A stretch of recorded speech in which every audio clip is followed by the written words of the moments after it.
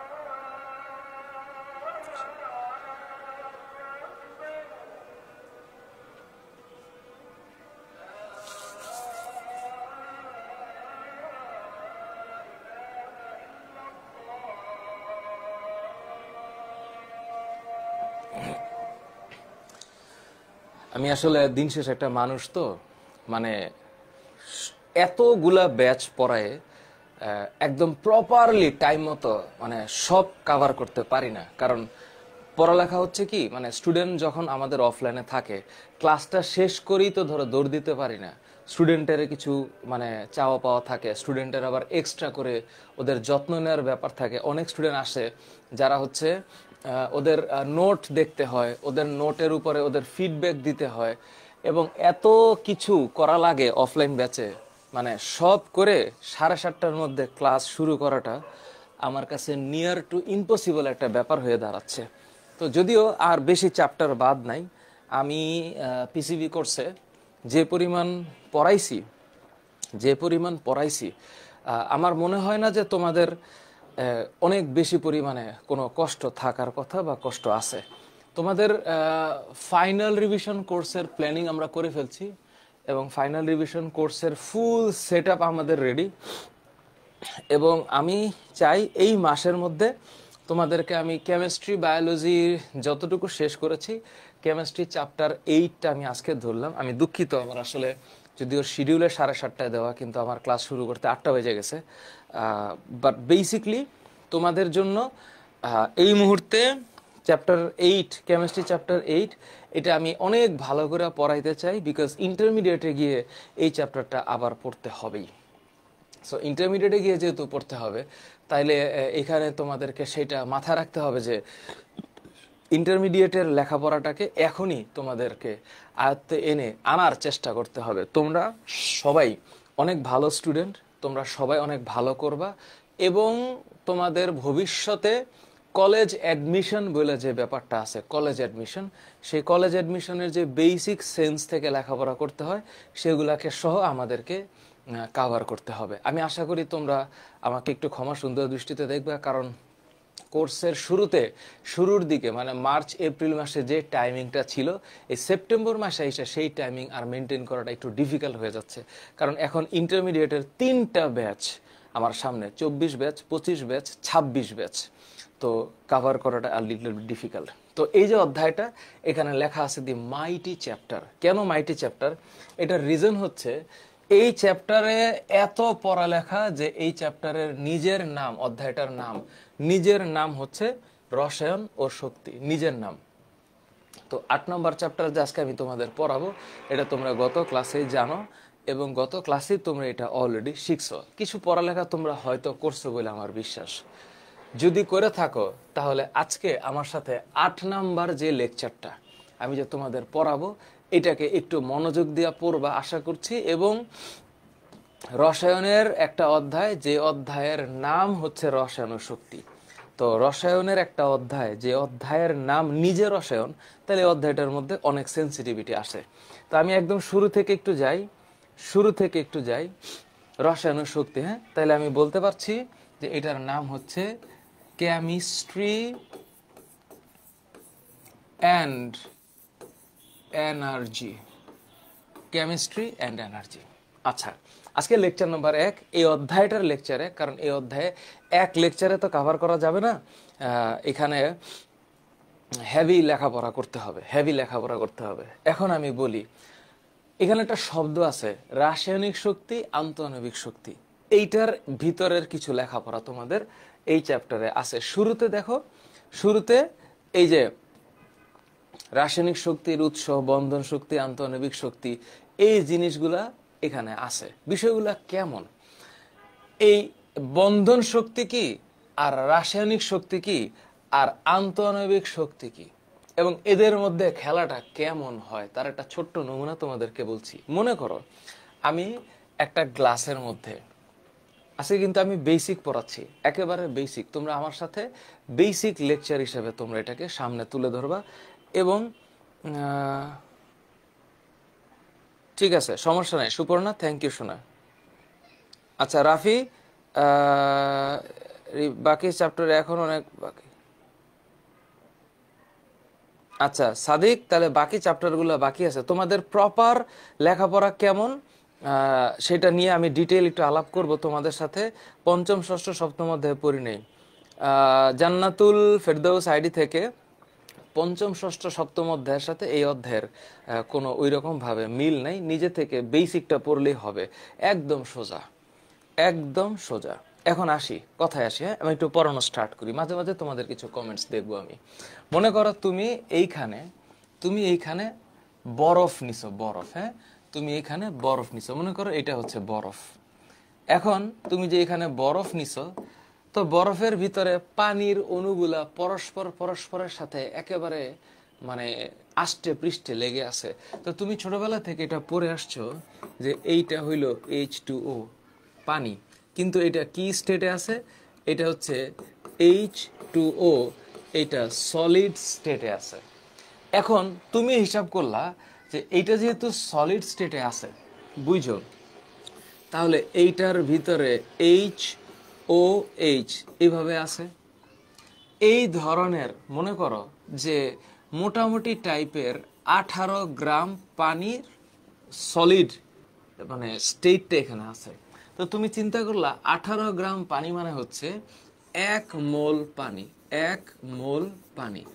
তার মানে এই 1 মোল পানির ভিতরে, এইটার ভিতরে 6.023 ইন্টু 10⁻23 পানির অণু আছে, পানি।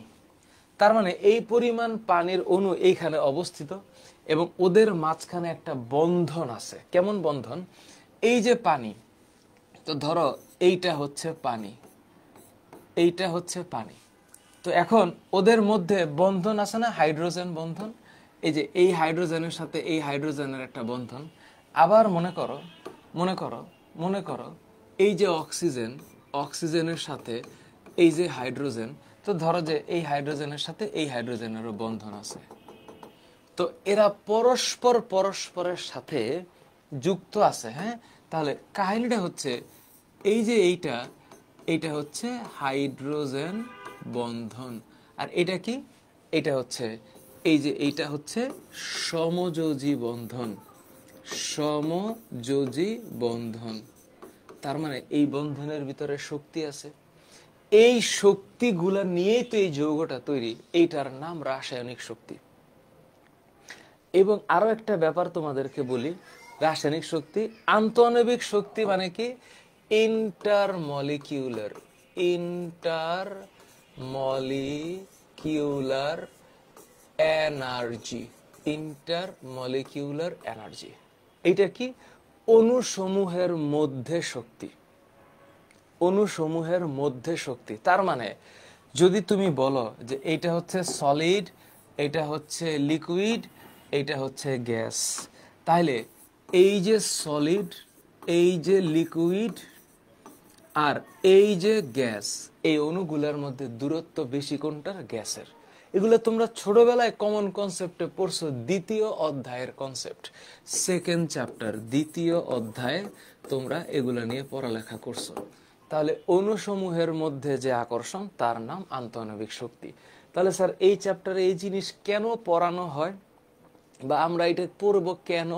কারণ আমরা এই অধ্যায়টাকে বোঝার চেষ্টা করতেছি যে এই অধ্যায়ে কিভাবে কনসেপ্টটা ক্লিয়ার করা যায়। এই চ্যাপ্টারের সবচেয়ে দামি জিনিস হচ্ছে গ্যালভানিক সেল, এই চ্যাপ্টারের সবচেয়ে দামি জিনিস হচ্ছে লবণ সেতু, ব্যাটারি এবং ইলেকট্রোলাইটিক সেল। আমি আজকে ওই কনসেপ্ট তোমাদেরকে বোঝানোর চেষ্টা করব।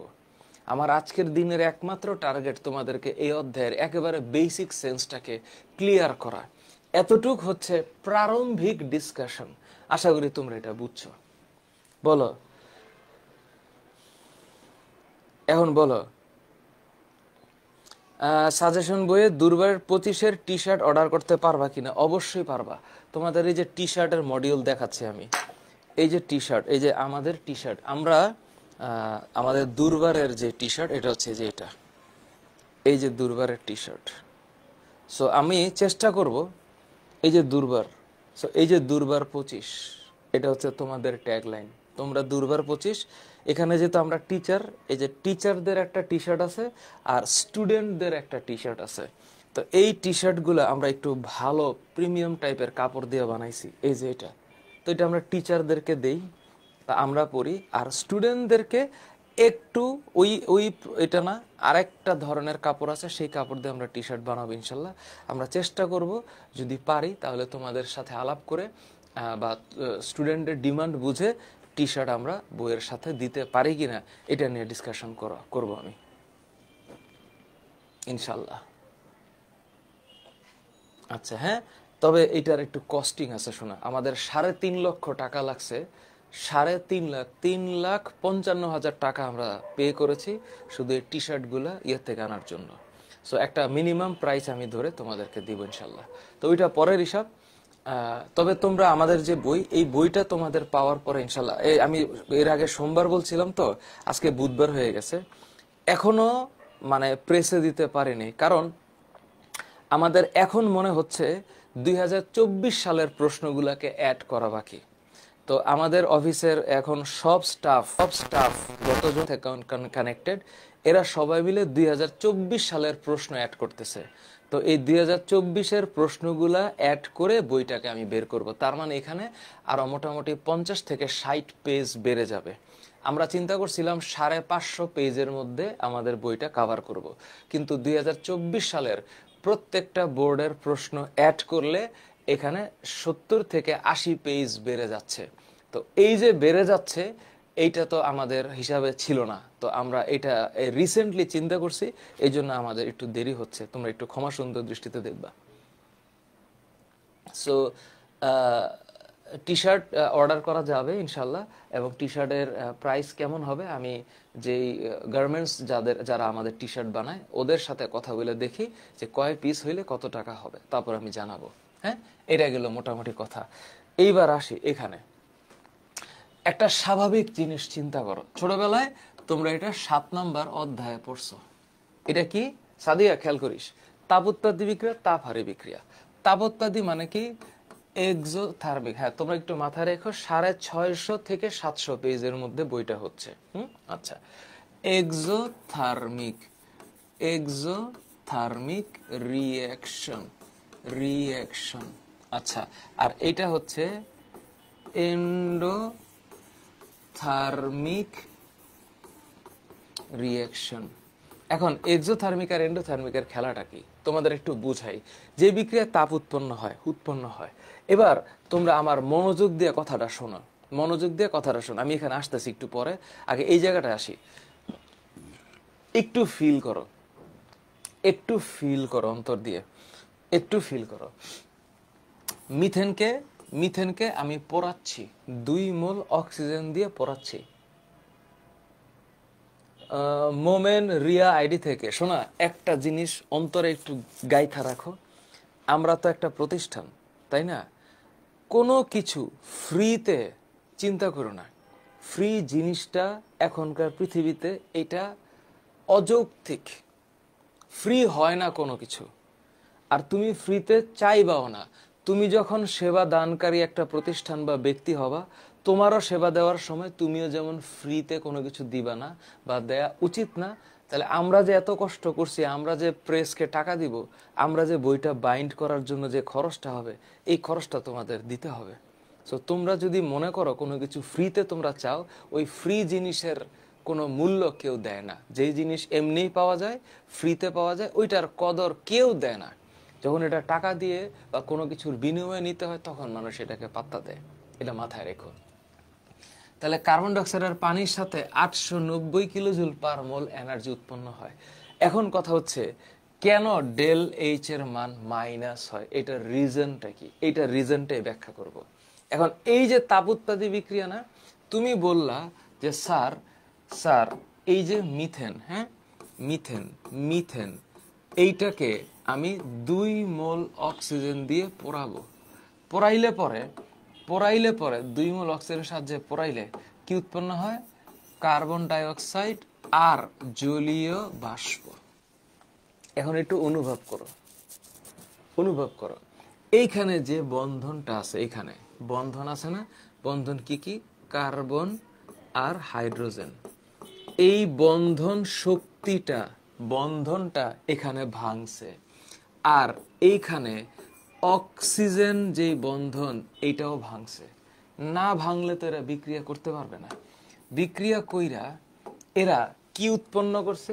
এই জিনিসটাই তো ভাঙছে। ভাঙার পরে এখানে উৎপন্ন করছে কার্বন ডাইঅক্সাইড, আবার উৎপন্ন করছে অক্সিজেন, হাইড্রোজেন। এইটা এবার অনুভব করো।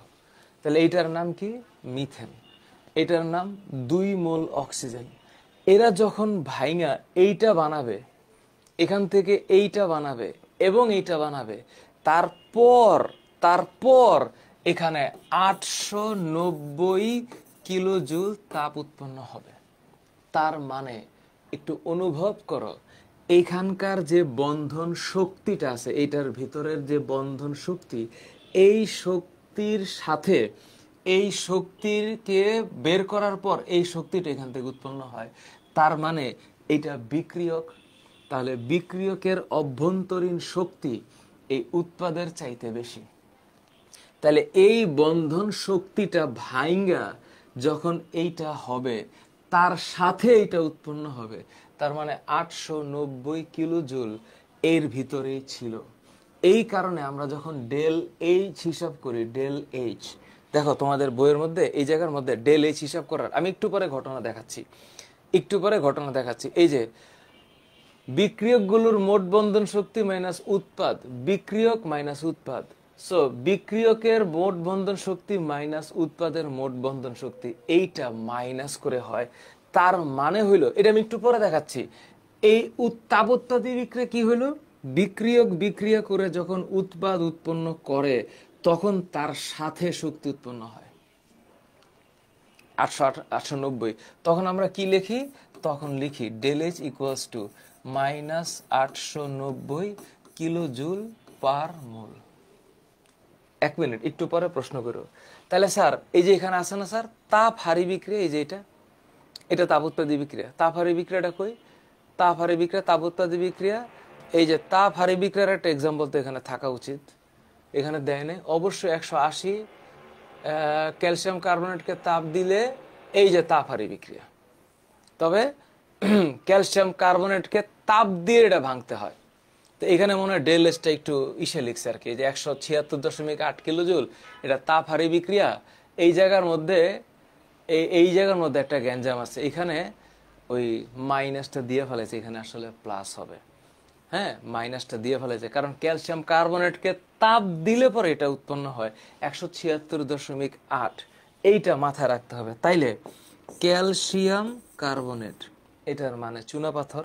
এখন আমি যদি এটাতে তাপ দেই, হিট দেই, হিট, আমি যদি এখন এখানে হিট দেই 176.8 কিলোজুল, তখন এখান থেকে উৎপন্ন হবে ক্যালসিয়াম কার্বনেটকে তাপ দিলে কি উৎপন্ন হবে? উৎপন্ন হবে ক্যালসিয়াম অক্সাইড আর কার্বন ডাই অক্সাইড। তো এখন যখন আমি ডেল এইচ লিখব, তখন এই ডেল এইচ এর মান প্লাস 170.6 কিলোজুল হবে। ওয়ালাইকুম আসসালাম। দিব শুভজিৎ, দ্বারা একটু গাঠনিক সংকেত আমি বুঝাবো তোদেরকে, গাঠনিক সংকেত আমি বুঝাবো। এই চ্যাপ্টারটাতে একটু সময় লাগবে, এই চ্যাপ্টারের কনসেপ্টটা বুঝতে গেলে তোদেরকে একটু সময় দিতে হবে শোনা, একটু সময় দিতে হবে। না অনন্যা, সবাই ডাক্তার হইতে পারবেও না, সবাই ডাক্তার হবেও না। মিতুরানী দেবী বল, পারবে কিনা? বন্ধন শক্তিটাই অভ্যন্তরীণ শক্তি। রাসাক মল্লিক, বন্ধন শক্তিটাই বিক্রিয়ক এবং উৎপাদের অভ্যন্তরীণ শক্তি। নুসাইর ইসলাম রুদ্র, জারিত বিজারিত আমি অধ্যায় 7 বুঝাইছি, তুমি তখন কই ছিলা? নওয়াইসির ইসলাম রুদ্র, এই অধ্যায় কি জারিত বিজারিত বোঝানোর অধ্যায়? হ্যাঁ বলো। এমডি ফাহাদ আলম দেখো একটা এংরি রিয়েক্ট দিছে। এখন তোরা একটু লেখ।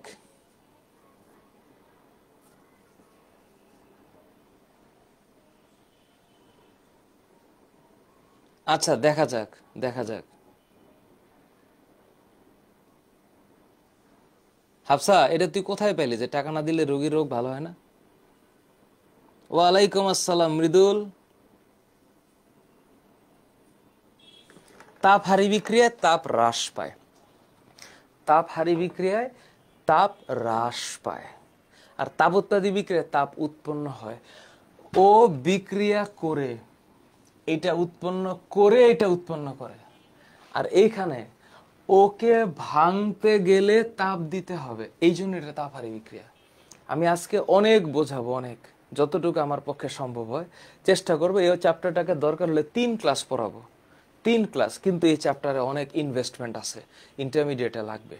এতটুক বুঝছো কিনা বলো? হ্যাঁ আচ্ছা, এবার আসি। স্যার তাহলে শক্তি পরিমাপের একক এটা কেমনে হিসাব করব? আপনি যে স্যার এখানে যে কিলোজুল একটা লেখা ফেললেন, এটা কেমনে হিসাব হবে? শক্তির একক জুল না, একজন বিজ্ঞানীর নাম হচ্ছে জেমস প্রেসকট জুল, ওনার নাম। আচ্ছা এটা কেমনে হিসাবটা হয়েছে শোনো। 1 গ্রাম পানির তাপমাত্রা, 1 গ্রাম, হ্যাঁ 1 গ্রাম পানির তাপমাত্রা 1 ডিগ্রি সেলসিয়াস বাড়াইতে যে পরিমাণ তাপ দেওয়া হয় তার নাম হচ্ছে 1 ক্যালোরি। এটা একটু হিসাব করো। 1 গ্রাম পানির তাপমাত্রা 1 ডিগ্রি সেলসিয়াস বাড়াতে যতটুকু তাপ দিতে হয় তার নাম 1 ক্যালোরি। এখন যদি আমি 1000 গ্রাম পানি বলি, তাইলে এটা হয়ে যাবে হচ্ছে 1 কিলোগ্রাম। তাহলে 1 কিলোগ্রাম পানির তাপমাত্রা আমি যদি 1 ডিগ্রি সেলসিয়াস বাড়াই, তাহলে এখানে হয়ে যাবে 1000 ক্যালোরি। তাইলে এইটা ইকুয়াল টু হচ্ছে 1 কিলো ক্যালোরি। তাহলে এই ক্যালোরি হচ্ছে শক্তি পরিমাপের একক।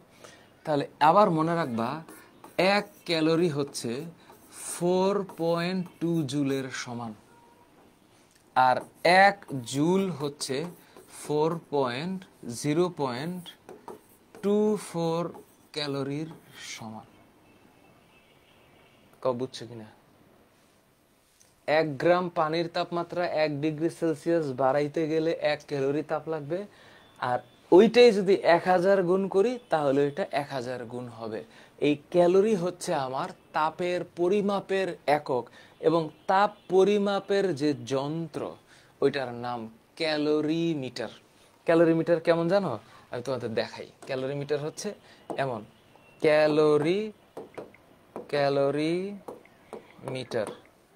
এই যে ক্যালোরি মিটারটা হচ্ছে এইরকম, ক্যালোরি মিটারটা হচ্ছে এই যে এরকম।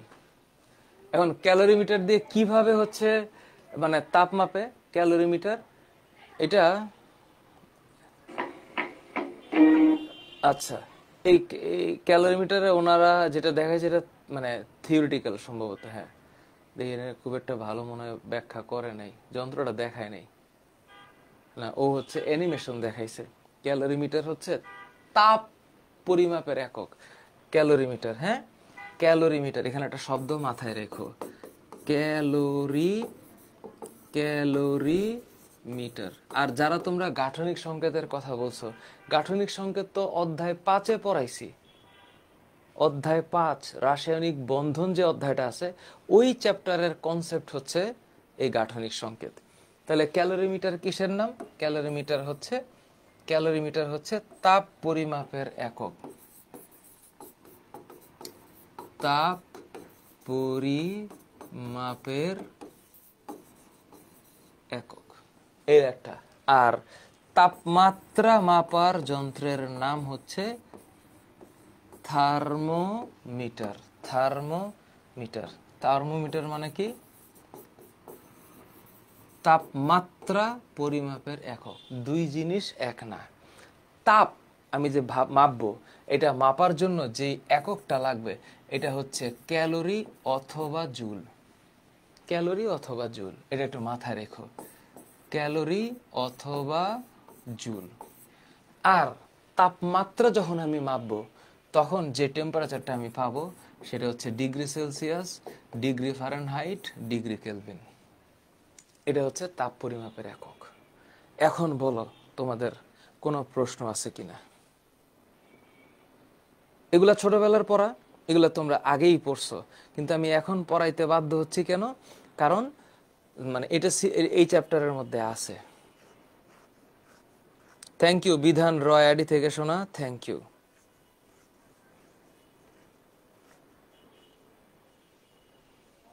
আচ্ছা এক সেকেন্ড অনন্যা থাক, সমস্যা নাই। রাকিবুল হাসান রাজ, কোনটা ভাঙলে কেন হয় বুঝি না, এটা আমি বুঝে দিব অবশ্যই। রাকিবুল হাসান রাজ, আমি এই চ্যাপ্টারের সব কিছু আগে বুঝাই, তারপরে তোরা দেখ যে না বুঝলে কি। আমাকে একটু বলতে দে, তোরা স্কুলে ক্লাস করিস না? তো স্কুলে ক্লাস করার সময় টিচাররে কি তুই সবসময় প্রশ্ন করিস? তোরা সবসময় প্রশ্ন করিস? করিস না তো। আমি পুরা চ্যাপ্টারটাকে পড়াইয়া আমি আমার মতন করে ব্যাখ্যা করে যাই। এরপর যখন তুই বুঝবি না তখন প্রশ্ন করবি। ইমিডিয়েট প্রশ্ন করার কোনো দরকার নাই লাইভ ক্লাসে। লাইভ ক্লাস মানে যে সারাক্ষণ প্রশ্ন করতে হবে, এটা একটা রং কনসেপ্ট। তো তোরা তো অফলাইনে স্কুলে তো লাইভ ক্লাস করিস, টিচারকে সামনে রেখে ক্লাস করিস, তখন কি এত প্রশ্ন করিস বল? করিস তো না। তাহলে একটু সহ্য কর। আচ্ছা মিতুরানী দেবী আইডি থেকে, মিতুরানী দেবী আইডি থেকে শোনা, এই বন এনার্জি মনে রাখার জন্য একটু প্র্যাকটিস করা লাগবে।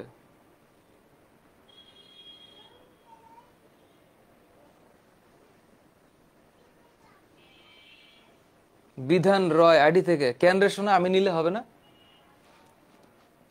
আমি নিলে হবে না?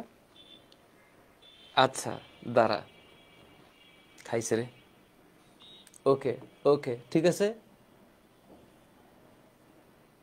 আচ্ছা ডাস্টার উড়ে মারবে আচ্ছা ঠিক আছে থাক। এবার এইটা দেখ, এটা দেখ। হ্যাঁ আচ্ছা এবার গেল, এবার গেল দেখ, তারপর আয় এই যে এখানে তাকা। এই যে আমি এখন পড়াবো বন্ধন শক্তি, এবং এই যে বন্ধন শক্তির ডেল এইচ এর হিসাব। এখন আমি ডেল এইচ এর হিসাব পড়াবো। এটা হলো বন্ধন শক্তি কেমনে, আগে একটু ফিল কর, তারপর ডেল এইচ হিসাব করে তোদের এটা করাবো। বুঝিস? হ্যাঁ বুঝিস। তাহলে বন্ধন শক্তির হিসাবটা কেমনে করবি একটু আগে তোদেরকে দেখাইছি। মনে কর একটু আগে তোদেরকে দেখাইছি যে তোরা তোরা মিথেনকে ভাঙে ফেল। মিথেন মনে কর, এই যে মিথেন একটু আগে দেখাইছি। এখন এই গাঠনিক সংকেত কিন্তু অধ্যায় 5-এর পড়া ছিল। মিথেনকে 2 মোল অক্সিজেনের সাথে বিক্রিয়া করানো হইল। বিক্রিয়া করায় এখানে উৎপন্ন হইল কার্বন ডাই অক্সাইড আর জলীয় বাষ্প 2 মোল। বিষয়টা এরকম ছিল। আচ্ছা বিষয়টা এরকমই ছিল। এখন এখানে কি হয়েছে, বন্ধন শক্তিটা হিসাব করবো কেমনে? এই যে মিথেন, এই মিথেনের স্ট্রাকচারটা তোরা শিখছিস কোথায়? পঞ্চম অধ্যায়ে। যেটা কেমন, একটা কার্বন, এই হচ্ছে হাইড্রোজেন, হাইড্রোজেন, হাইড্রোজেন, হাইড্রোজেন, ঠিক আছে? ওকে, দাঁড়া সাজেশন বুকটা আমি দিব। হ্যাঁ, বন্ড এনার্জির কোয়েশ্চেনটা দেওয়া থাকবে, কোয়েশ্চেনটা দেওয়া থাকবে পূর্ণ, সমস্যা নাই। শাহী সম্রাট আকবর, দেখি তো তোর কমেন্ট তো দেখলাম। দেখ দেখ আগে দেখ, মিথেন এইটা এখন অক্সিজেনের সাথে যুক্ত হবে হয়ে কি হইল, এই যে দেখ, এখন এটা ভাঙবে না, এই বন্ধনটা ভাঙবে। এবার কি হবে, এই যে কার্বন ডাইঅক্সাইড 1 মোল, তাহলে এবার দেখ, এই যে কার্বন, এই যে অক্সিজেন, কয় মোল? 1 মোল। তার সাথে পানি, তাহলে পানি হচ্ছে এই যে অক্সিজেন, এই যে হাইড্রোজেন, H2, তাহলে 2H2। এবার তুই বন্ধনটা হিসাব কর কেমনে। এবার হিসাব করবি, এইটা হচ্ছে বিক্রিয়ক, তাহলে এইটা যদি বিক্রিয়ক হয়, তাহলে বিক্রিয়কের বন্ধনগুলি হিসাব করি। আর এইটা হচ্ছে উৎপাদ, তাহলে এইটা যদি উৎপাদই হয়, তাহলে এটার বন্ধনটা হিসাব করবি কেমনে? CH বন্ধন আছে কয়টা? CH এই বন্ধন আছে 4টা, 1 2 3 4। আচ্ছা, অক্সিজেন ডাবল বন্ড, এই বন্ধন আছে কয়টা? 2টা।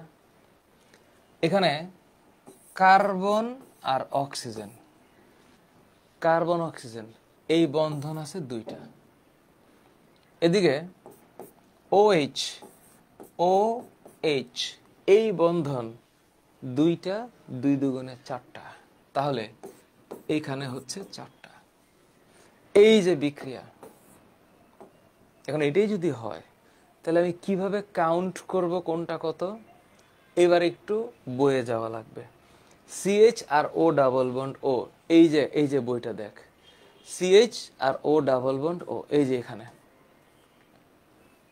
তাহলে CH কত? 414, O ডাবল বন্ড O কত? 498। এবার দেখ, 414 আর 498, একটু ফিল কর আমি কি বলি। 414 আর 498, তাহলে 414 যদি হিসাব করি, এই যে 414, এই যে 414 ইন্টু কত? 4, প্লাস এটা কত? 498, কত আছে? 2। এই যে আমি হিসাবটা করলাম, সি ডাবল বন্ড ও, এই যে কই যেন, সি ডাবল কত আছে? 724, আর OH কত আছে? 464। 700, সি ডাবল বন্ড কত? এই যে এটা 724, তাহলে এইখানে আয়, 724 আছে 2 বার, আর OH যে বন্ধনটা ওইটা আছে 464 4 বার, 4 ইন্টু 464, প্রত্যেকটাই কিলোজুল পার মোল। এখন আমি হিসাব করব কেমনে? দেখ, তোরা টেনশন করিস না, এগুলা দেওয়া থাকবে, এগুলা মনে রাখার কোনো কৃতিত্ব নাই। 414 into 4, 1656, plus 2 into 498, plus 2 into 498, 2652 হয়, তাই না? এখানে হচ্ছে 2652, তার মানে এখানে একটা ক্যালকুলেটর লাগতেছে, নর্মাল ক্যালকুলেটর হইলেই হবে। আর এখানে 724 ইন্টু 2 প্লাস 4 ইন্টু 464, তাহলে এখানে থাকতেছে 3304। তার মানে একটু বুঝ, 2652 কিলো জুলের শক্তি ভেঙে 3304 কিলো জুলের শক্তি হচ্ছে না? তাহলে এখন তোর বইয়ের মধ্যে যে একটা হিসাব আছে, এই যে ডেল এইচ এর মান, এই যে ডেল এইচ এর মান, বিক্রিয়কের মোট বন্ধন শক্তি মাইনাস উৎপাদের মোট বন্ধন শক্তি। তার মানে আমি যখন ডেল এইচ এর হিসাব করতে যাব, আমার মাথায় একটা জিনিস থাকবে, ডেল এইচ মানে change of heat, and that is equal to B1 minus B2। এখন B1টা কি? বিক্রিয়কের বন্ধন শক্তি। এই বিক্রিয়কের বন্ধন শক্তিটা কত? 26 52 33 4। এইটা হচ্ছে 26 52 মাইনাস 33 4। এখন অবশ্যই আমি বুঝতেছি কম মান থেকে বেশি মান বাদ দিচ্ছি। তাহলে এখান থেকে যদি আমি বেশি মানটা বাদ দিই, তাহলে 26 52 বাদ দিই, অবশ্যই একটা মাইনাস ভ্যালু আসবে। তখন এই ডেল এইচ এর মান, এইটার মান আসে কত? 652 কিলো জুল পার মোল। এই যে ডেল এইচ এর মান মাইনাস আসছে, এটা ইন্ডিকেট করে এটা একটা তাপোৎপাদী বিক্রিয়া। এটা ইন্ডিকেট করে এইটা একটা তাপোৎপাদী বিক্রিয়া। বলো বুঝছো কিনা? বলো।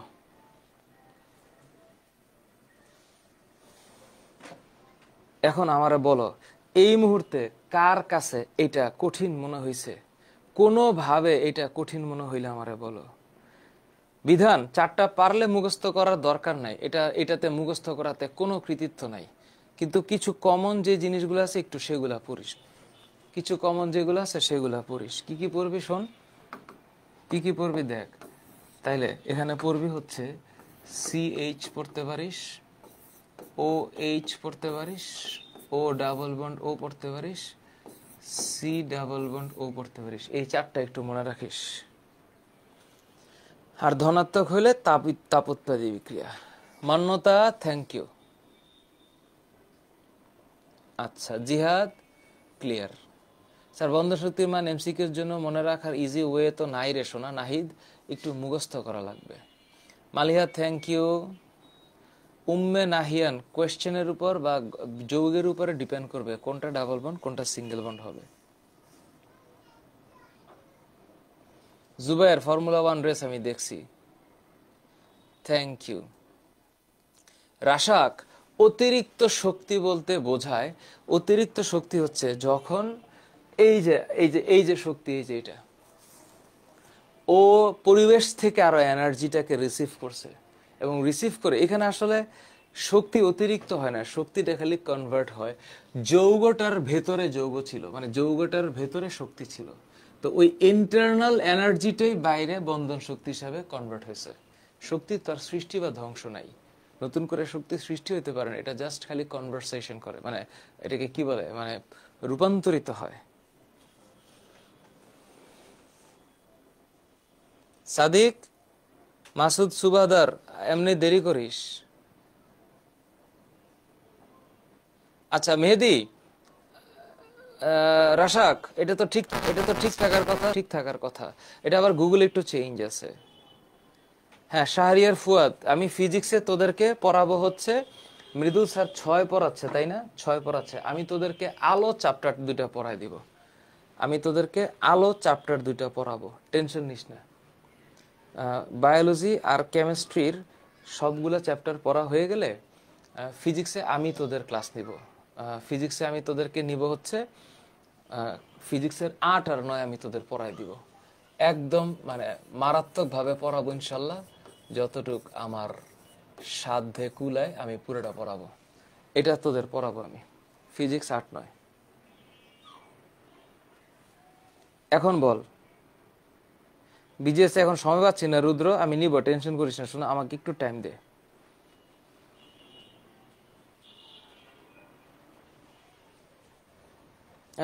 Sonia Akter, carbon double bond অক্সিজেনটা 724, তো গুগল একটু অন্যটা দেওয়া আছে, তো বইয়ের আপাতত 724টা ধরে চিন্তা কর। রাশাক, তেজস্ক্রিয়তার উপর আমার একটা টিউটোরিয়াল আছে, তুই একটু দেখ। তোর যদি এখন তেজস্ক্রিয়তাটা এই মুহূর্তে দরকার হয় তাহলে তুই ইউটিউবে দেখ, আমি চ্যাপ্টার 13 পড়াইছি, তেজস্ক্রিয়তা লেখে একটু সার্চ দে। আচ্ছা মিতালি শাহ আইডি থেকে, এক্সট্রা হিট না শোনা, এটা হইলো হিট না, এনার্জিটা কনভার্ট হয়েছে শুধু আরেক জায়গায়।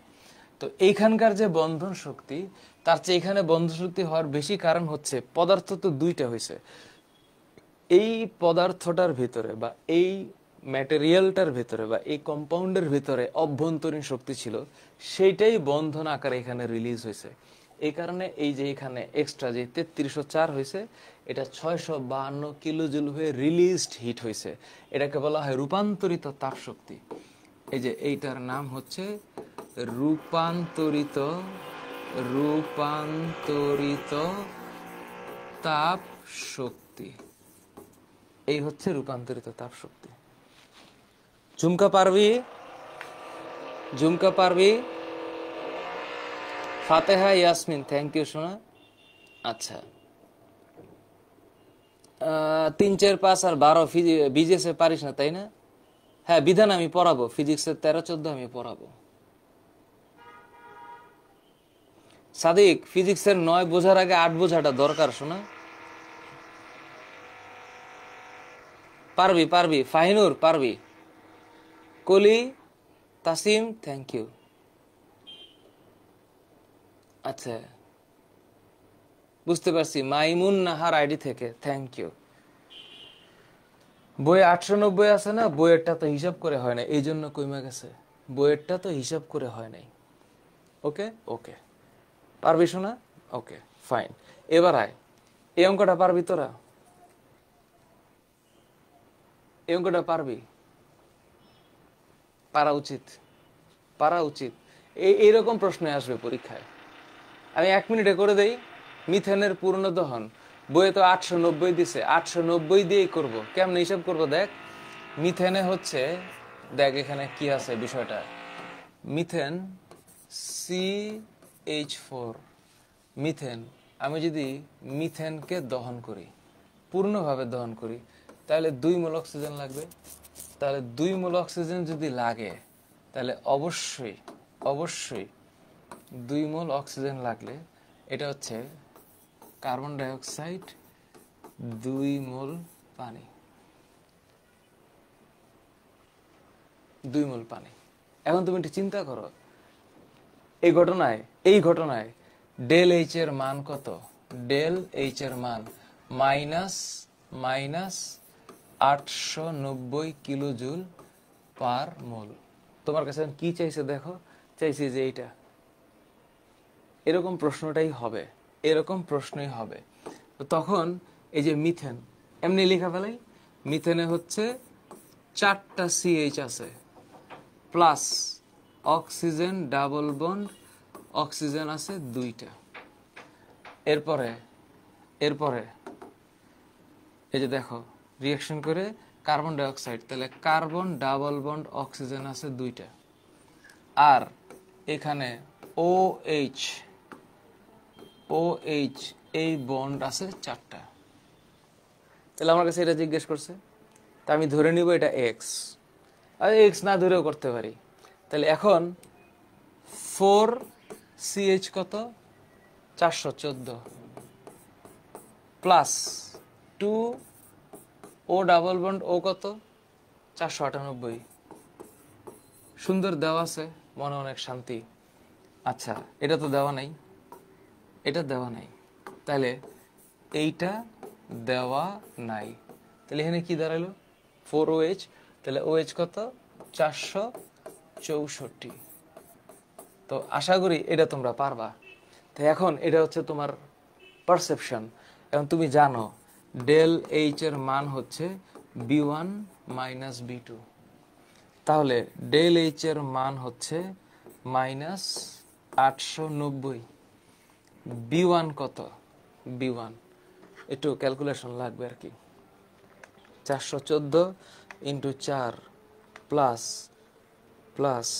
2 ইন্টু 498, 2652। একটু আগেই করছি। মাইনাস তাহলে মাইনাস ওই যে B2, তাহলে এবার খেলা এটা আছে, তাহলে প্লাস হলে এটা মাইনাস হয়ে যাবে। 464 ইন্টু 4, 1856 হচ্ছে মাইনাস। এখন তোমরা বুঝছো কিনা? এটা মাইনাস এইটা, এখন আমি যদি এটা ব্রেকেট দিতাম তাহলে এটা প্লাস হতো, ব্রেকেট খুলে ফেললে মাইনাস হয়ে গেছে।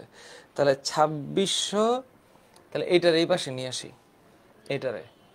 তাহলে এই যে দুইটা কার্বন অক্সিজেন এটার এই পাশে নিয়ে আসছি, তাহলে মাইনাসটা প্লাস হয়ে গেছে। 2652 থেকে 1856 বাদ হইলে 796 থাকে। এবার 890টার এই পাশে নিলে হবে যোগ, তাহলে এইটার সাথে 890 যোগ করলে হয় কত? 796 যোগ 890, 1686। তাহলে এই যে দুইটা ডাবল বন্ড 1686, তাহলে সি ডাবল বন্ড ও হচ্ছে 1686 অর্ধেক, তাহলে 843। এই যে 843 কিলো জুল পার মোল, এই অঙ্কটাই পরীক্ষায় অনেকবার আসে। এখন তোমরা আমারে বলো, এই জিনিস তোমাদের মধ্যে অনেকেই হয়তো করছো আগে। জিহাদ, হ্যাঁ মাদিহা, আমিরা চৌধুরী আইডি থেকে। মাদিহা আমি করাবো, শোনা করাবো।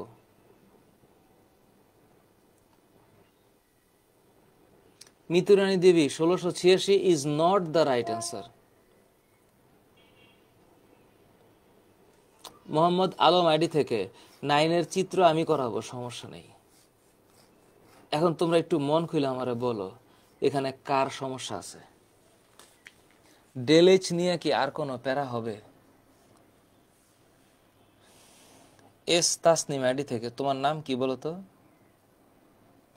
তাসফিয়া তাবাসসুম, ক্লিয়ার না?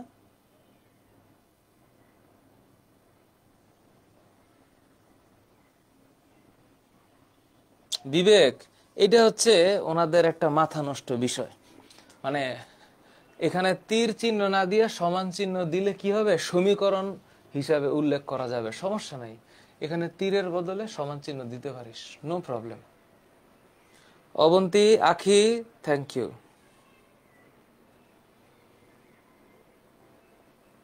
এখন এই ধরনের প্রশ্ন আসলে তোদের এগুলো পারার কথা, এগুলো ইউজুয়াল কোয়েশ্চেন, সো এইটাও পারার কথা। তবে এই সব অঙ্কগুলাতে করার সময় তোদেরকে একটু ভাবতে হবে, একটু ভাবতে হবে। কারণ এই যে এই অঙ্কগুলা করার সময় বন্ধন শক্তি হিসাব করবি। C3H8 CH3 CH2 CH3, বিষয়টা এরকম।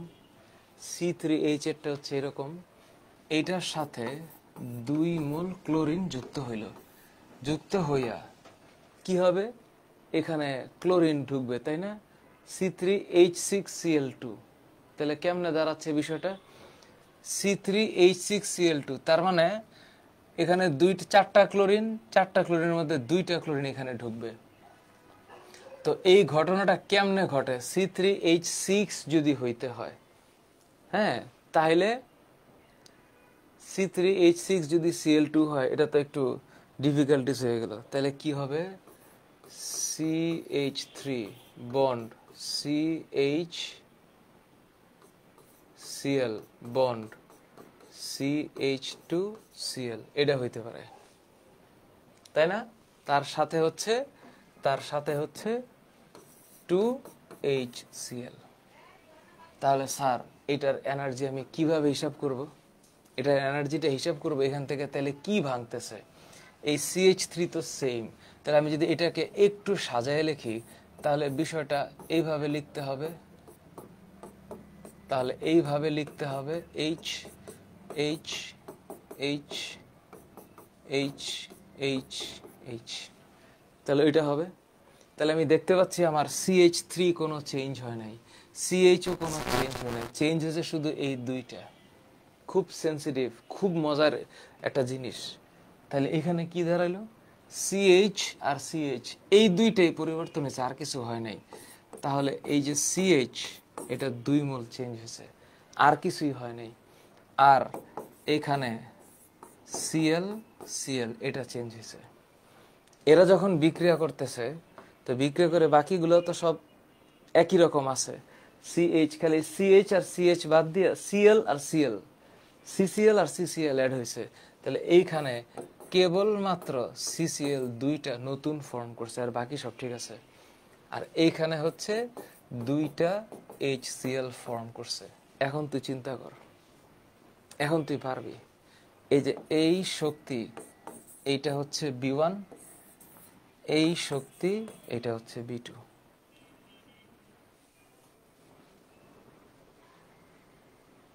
এখন আমারে বলো, এটা তোমাদের অনেকের প্রি টেস্টে ছিল, সুতরাং প্রি টেস্টে যদি ঠিক থাকে তাহলে সামনে টেস্ট পরীক্ষার জন্য তোমরা একটু মেন্টালি প্রিপারেশন নিবা।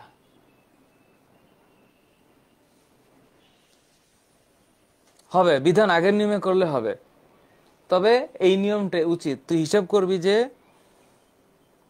রাসাক অভ্যন্তরীণ শক্তি থেকে ডেল এইচ এর হিসাব, অভ্যন্তরীণ শক্তি দিয়ে তো ডেল এইচ এর হিসাব হবে না শোনা। অভ্যন্তরীণ শক্তি দিয়ে হিসাব হবে ডেল এইচ হচ্ছে E2 মাইনাস E1, বন্ধন শক্তির হিসাব দিয়ে বি হিসাব হবে।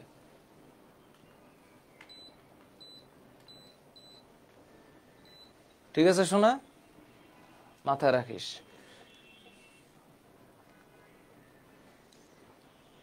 রাফসান হোসাইন, এই চ্যাপ্টার HSC-তেও আসে। তাসফিয়া তাবাসসুম, তুই দেখ আমি বুঝাইয়া দিছি, তুই একটু ইমাজিন কর। নুয়াইসিয়ার ইসলাম রুদ্র, না কঠিন না।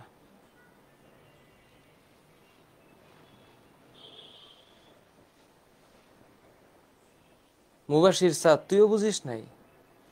তোরা কেউ বুঝিস নাই? কয়েকজন? কিরে বোকারা, আমি তো বুঝলাম না। তুই একটু চিন্তা কর,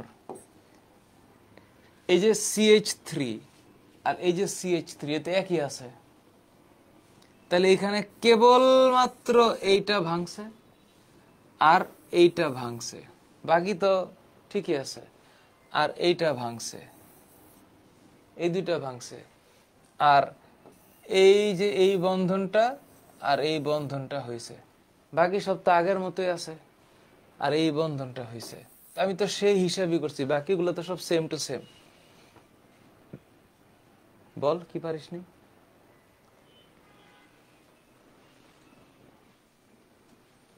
সোনিয়া আক্তার আইডি থেকে, এইবার বলো। স্যার বুঝানোর পর বুঝেও যদি রেসপন্স না করে, এটা স্যারদের জন্য ডিমোটিভেটেড। Yes yes yes.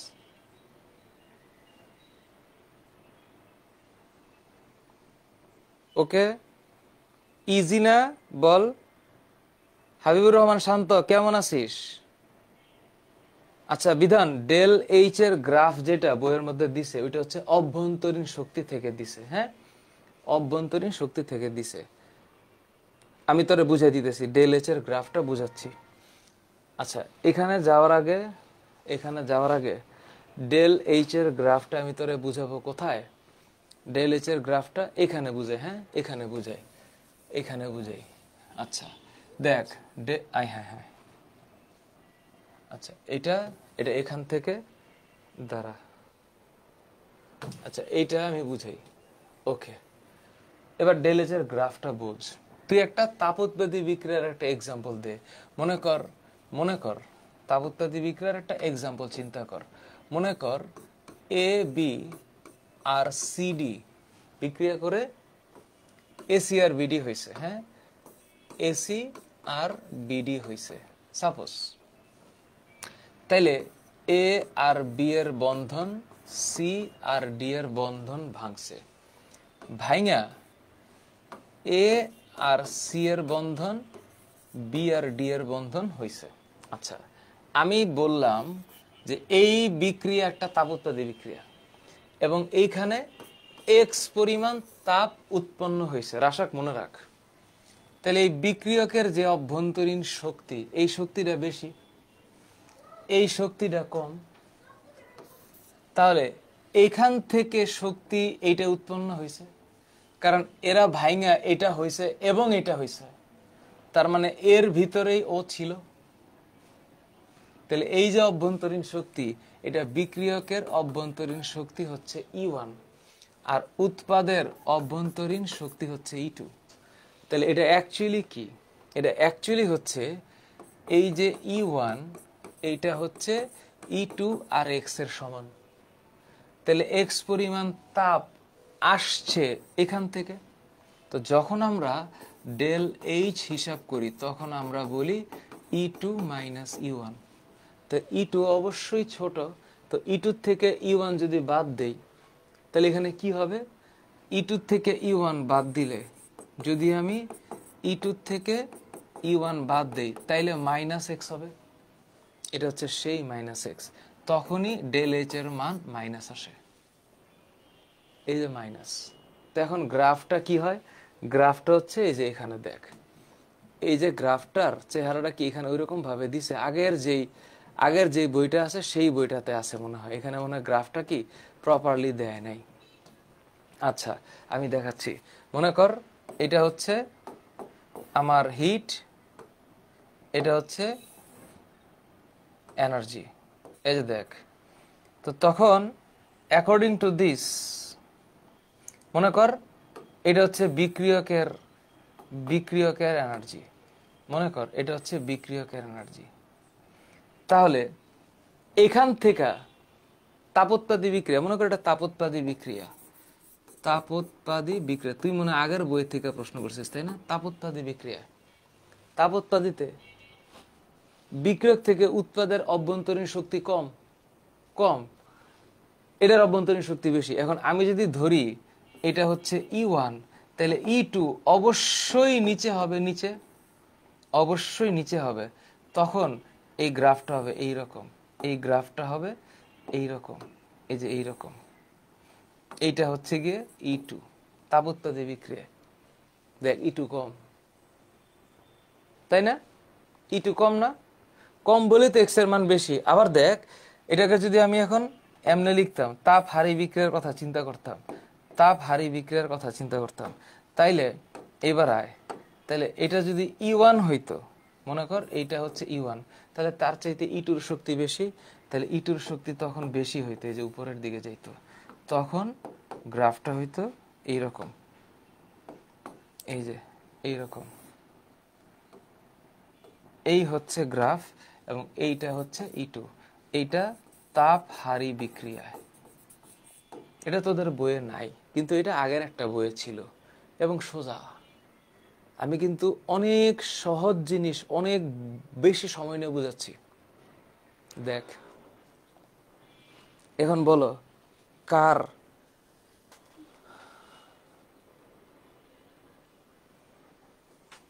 ইনশাল্লাহ ঠিক আছে, হাবিবুর রহমান শান্ত, দেখা হবে।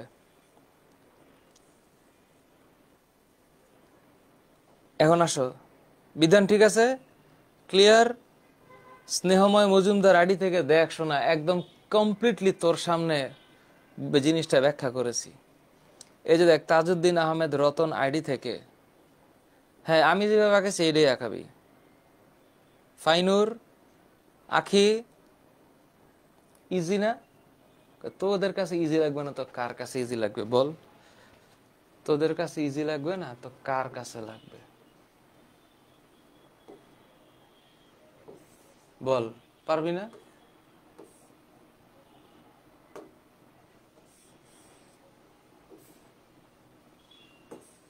বল পারবি কিনা বল।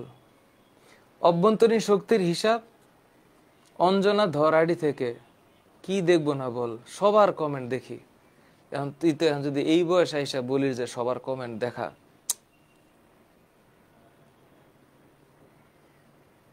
বাহাউদ্দিন আইডি থেকে, হঠাৎ করে তোমার কি হইলো? বাই বানানটা ঠিক হয় নাই। জিহাদ, ঋত্বিকা, তৃষা, ইশতিয়াক আহমেদ সোহেল, আমি কিন্তু পঞ্চম অধ্যায়ের দ্রবণীয়তা পঞ্চম অধ্যায়ের ক্লাসেই করাইছি। এটা যদি এখন বলিস হবে না। এই চ্যাপ্টারের আরো অনেক ইম্পর্টেন্ট পড়া রয়েছে, অনেক ইম্পর্টেন্ট পড়া রয়েছে এই যে এখানে, এগুলা আমি এমনি বুঝে দিতে পারবো। দেখ এটার দিকে তাকা, এত সোজা জিনিস, ইলেকট্রোলাইসিস। দেখ আমি তোদেরকে একটু বলি, একটু তাকা, আরো পড়া, অনেক পড়া বাকি রয়েছে। এই অধ্যায়টা এত সোজা না, অধ্যায়টার মধ্যে খেলাধুলা আছে। ইলেকট্রো লাইটিক, এই যে দেখ। এখন তোদেরকে আমি ইলেকট্রোলাইটিক সেলের একটা অ্যানিমেশন দেখাই, তাইলে জিনিসটা বুঝতে পারবি কেমনে। একটা ছোট্ট একটা জিনিস দেখাই, ছোট্ট একটা জিনিস। মনে কর আমি সোডিয়াম হাইড্রোক্সাইডের একটা জলীয় দ্রবণ নিছি, সোডিয়াম হাইড্রোক্সাইডের একটা জলীয় দ্রবণ নিছি, তো এটা বিকারের মধ্যে রাখছি। বিকারের মধ্যে রাইখা আমি এখন দুইটা দণ্ড, এবার খেয়াল কর কয়টা এখানে, দুইটা, একই ধরনের দণ্ড। মনে কর জিঙ্ক বা কপার বা যে কোনো একটা কিছু একই। এখন ও আর ও, এই দুইটার ভিতর দিয়ে কারেন্ট পরিবাহিত হইতে পারে। তো তখন এইটার নাম হচ্ছে তড়িৎদ্বার, এইটার নাম তড়িৎদ্বার। দুইটাই তড়িৎদ্বার, দুইটা একই জিনিস, কিন্তু কাহিনী হচ্ছে আলাদা। কাহিনীটা কি হচ্ছে আলাদা দেখ। এখন কাহিনীটা কি হচ্ছে একটু খেয়াল কর।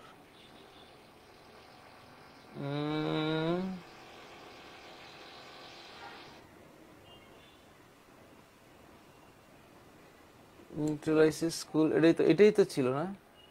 ইলেকট্রোলাইসিস, ইলেকট্রিক কারেন্ট ফ্লো, 5 মিনিটের ভিডিও, কিন্তু এত লম্বা ভিডিও তো এতক্ষণ ধরে কেমনে দেখবো। আচ্ছা, আমি নিলাম একটা পাত্র নিলাম, পাত্রের মধ্যে আমি এটারে হচ্ছে লিকুইডটারে জলীয় দ্রবণ, এবং জলীয় দ্রবণে সোডিয়াম ক্লোরাইড জলীয় দ্রবণ, এটি অনেকেই কমন। আবার সোডিয়াম ক্লোরাইড বা কপার সালফেটের জলীয় দ্রবণ নিলাম, দুইটাই তড়িৎ বিশ্লেষ্য। এখন লবণ, আমি লবণও নিতে পারলি, সেটা হচ্ছে সোডিয়াম ক্লোরাইড। এই সোডিয়াম ক্লোরাইডকে গলাইলাম কত ডিগ্রিতে, 801 ডিগ্রিতে।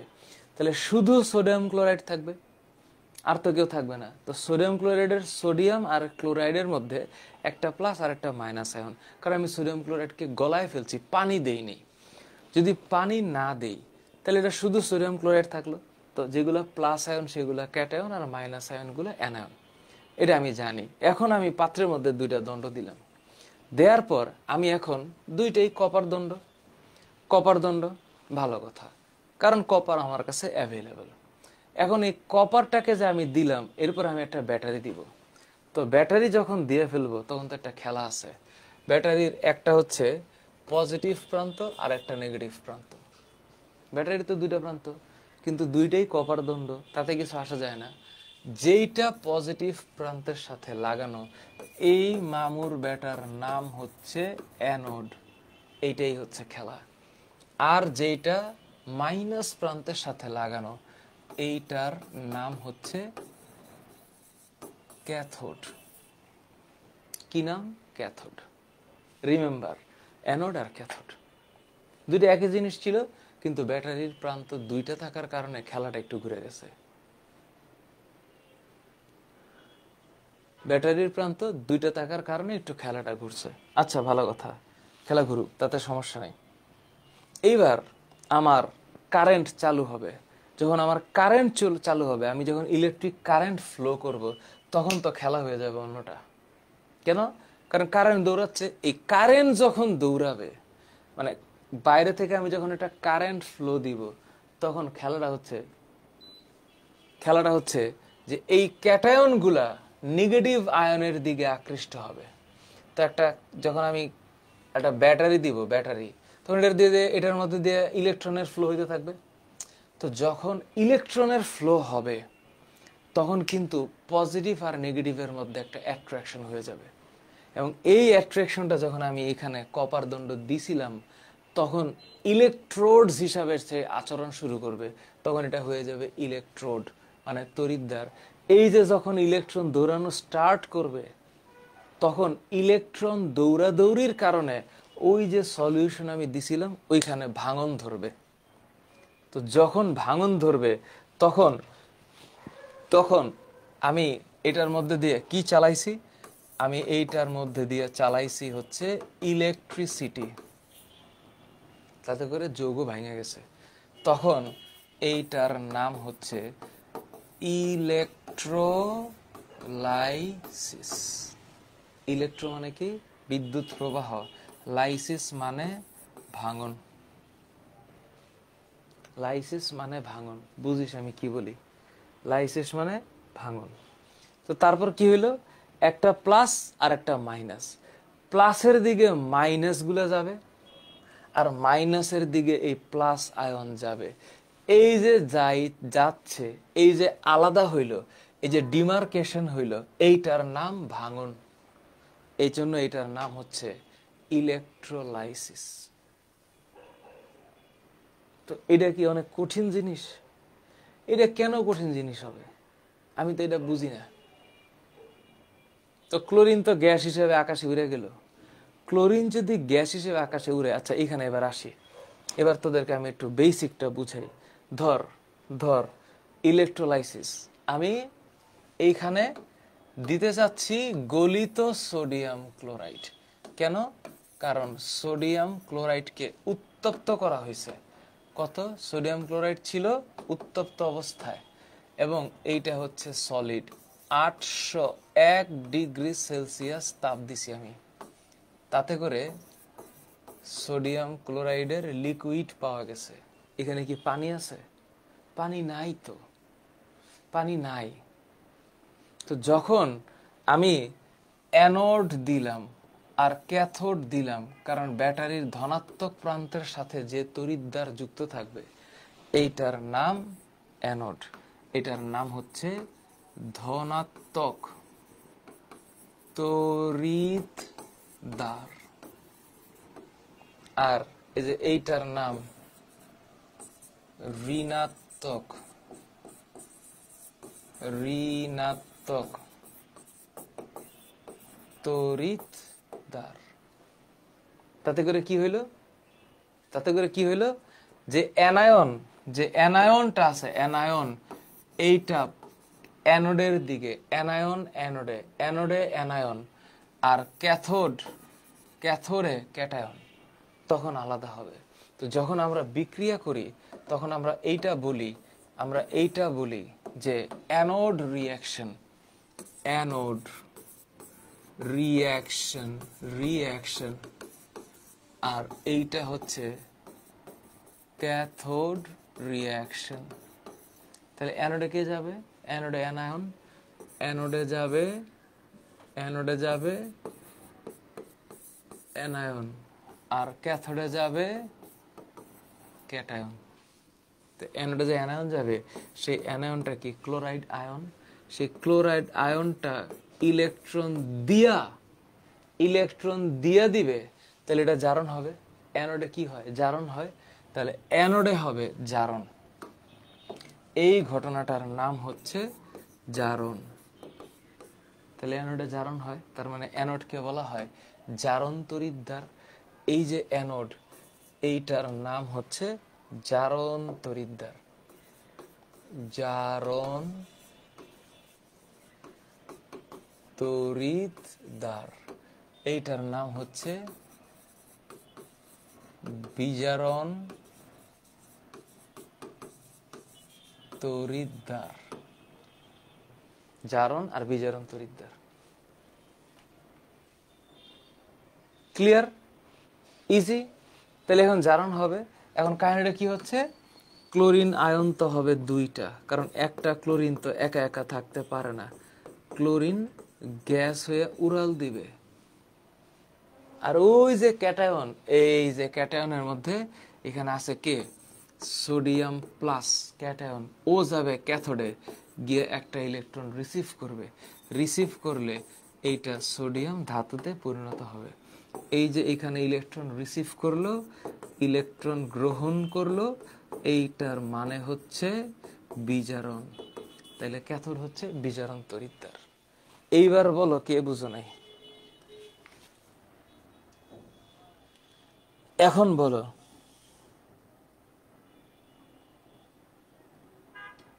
এখন বলো।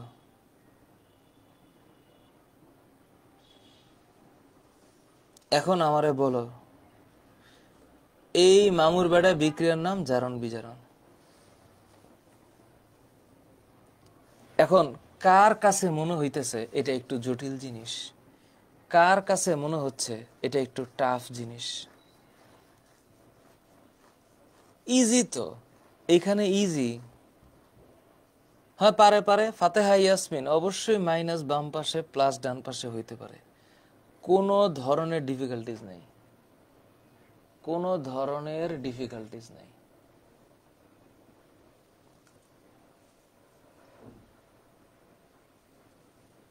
পারবি শোনা? পারা যাবে, নিশ্চিতভাবে পারা যাবে। এমডি মনসুর দেখ, বিজারণটা হচ্ছে স্যার তড়িৎ বিশ্লেষণ বলতে এক কথায় কি বোঝায়? তড়িৎ প্রবাহের সাহায্যে যৌগের বিশ্লেষণ। রাফি ক্লোরিন দুইটা, ওই যে এখানে তো একটা ক্লোরিন না, অনেকগুলা ক্লোরিন, এই তখন আসলে মাহাদি হাসান তানিম ক্লিয়ার, মিথিলা জামান ক্লিয়ার, মাইমুনা নূর বই কবে পাবো? সাজিদ আমার আর একটু সময় দে, একটু আগে আমি এই ব্যাপারে আলাপ করছি তোদের চাইতে। আমার এই যে অজয় চক্রবর্তী একটা সুন্দর প্রশ্ন করছে, স্যার এখন আপনি তো এই জায়গার মধ্যে হচ্ছে গিয়ে সুনাগুলের তড়িৎ বিশ্লেষণ দিচ্ছেন, স্যার এখন যদি দ্রবণ হইতো তাইলে স্যার সোডিয়াম ক্লোরাইডে যদি দ্রবণ হইতো ইসকা क्या मतलब होता? খেলা তাইলে কি এখানে খেলা আছে। তাহলে সোডিয়াম ক্লোরাইডকে আমি প্রথমে গলায় ফেলছিলাম, কিন্তু আমি এখন সোডিয়াম ক্লোরাইডের সাথে ডাইরেক্ট পানি মিশাই দিব। ডাইরেক্ট কি মিশাবো শোনা? পানি। পানি মিশাইলে কি হবে? সোডিয়াম ক্লোরাইডের জলীয় দ্রবণ হবে। এখন দিব জলীয় দ্রবণ, আই সর্বনাশ। তাইলে সোডিয়াম ক্লোরাইডের জলীয় দ্রবণ দিলে সোডিয়াম প্লাস আর ক্লোরিন মাইনাস আয়ন হবে। সাথে তো পানিও মারছি ভালোবাসা, পানি মারছিলাম না? মারছিলাম। পানিরে যদি দেই তাইলে পানি ভাইঙা এইচ প্লাস আর ও এইচ মাইনাস হইল। এখন দ্রবণে দ্রবণে একাধিক একাধিক আয়ন চলে আসছে, দুই বা ততোধিক। তাইলে কোনটা যাবে? এইবার খেলা শুরু। এখন আসবে শর্ত। শর্ত এক, যার ঘনমাত্রা বেশি সে যাবে। দুই, তড়িৎদ্বারের প্রকৃতি কি দিয়া আমি অ্যানোড ক্যাথোড বানাইলাম, তড়িৎদ্বারের প্রকৃতি আমি হিসাব করব, তড়িৎদ্বারের প্রকৃতি। নাম্বার 3, ওই যে জারণ বিজারণের যে লিস্ট আছে সেই লিস্ট হিসাব করব। লিস্ট বা তালিকা, সক্রিয়তার সিরিজ, সক্রিয়তা সিরিজ, সক্রিয়তা সিরিজ, এইটা হচ্ছে খেলা। তো এই পর্যন্ত আমি আজকে গেলাম। এরপর আমি তো মাত্র 13টা স্লাইড পড়াইছি, 13টা। এই যে দেখ 13টা স্লাইডের পরে কি কি আছে, আমি কি কি পড়াবো দেখ। পানির তড়িৎ বিশ্লেষণ, খেয়াল করিস, পানির তড়িৎ বিশ্লেষণ। হ্যাঁ এই যে দেখ, এইটা তোদেরকে আমি পড়াবো। তারপরে পানির তো ইলেকট্রোপ্লেটিং পড়াবো, রাসায়নিক শক্তির ব্যবহার, ড্রাই সেল পড়াবো, এই যে ড্রাই সেল। তারপরে গ্যালভানিক সেল, লবণ সেতু, নিউক্লিয়ার বিক্রিয়া, নিউক্লিয়ার চেইন বিক্রিয়া। এরপর বিদ্যুৎ উৎপাদনের গল্প শোনাবো। তারপর ধাতু নিষ্কাশন, ধাতু বিশুদ্ধকরণ। তারপর আমি এমসিকিউ পড়াবো অন্তত পক্ষে এখানে টোটাল 10টা। এই হচ্ছে এই চ্যাপ্টারের বেসিক কনসেপ্ট। তো আমি আজকে এই পর্যন্ত আসলাম। তো আজকে আমি এই যে পর্যন্ত আসলাম, তোরা একটা কাজ করবি। আমি শুক্র শনি মৃদু স্যার হচ্ছে 6ষ্ঠ অধ্যায়টা শেষ করবে। শুক্র শনি মৃদু স্যার 6ষ্ঠ অধ্যায় শেষ করার পর আমি সোমবার দিন এটা পড়াবো বাকি অংশ। তারপর আমি বুধবার দিন এই চ্যাপ্টারের সিকিউ এমসিকিউ পড়াবো। একটু রেডি থাকবি। তোরা একটা কাজ করিস, তোরা যারা অ্যাসাইনমেন্ট জমা দেস, তাইলে অ্যাসাইনমেন্ট আকারে তোরা এই চ্যাপ্টারের একটা সুন্দর শর্ট নোট জমা দে। সুন্দর একটা শর্ট নোট। কোনটা? কেমিস্ট্রি চ্যাপ্টার 8-এর। কেমিস্ট্রি 8-এর নোট জমা দিবি।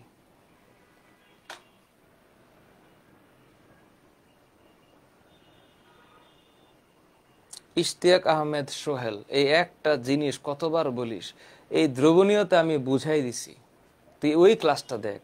তুই যদি ক্লাস না এখন বলিস, ঠিক আছে। বিধান ঠিক আছে। রাশাক, না 724 দিয়ে করিস, ঠিক আছে। মিতুরানি দিবি দিস। Thank you. হাফসা, নোটগুলো একটু রাখিস। হ্যাঁ অব্র, সম্পূর্ণ অধ্যায় দে, ঠিক আছে। সাদিয়া, ঠিক আছে। ফাহাদ, দেখা হচ্ছে। Thank you so much, thank you.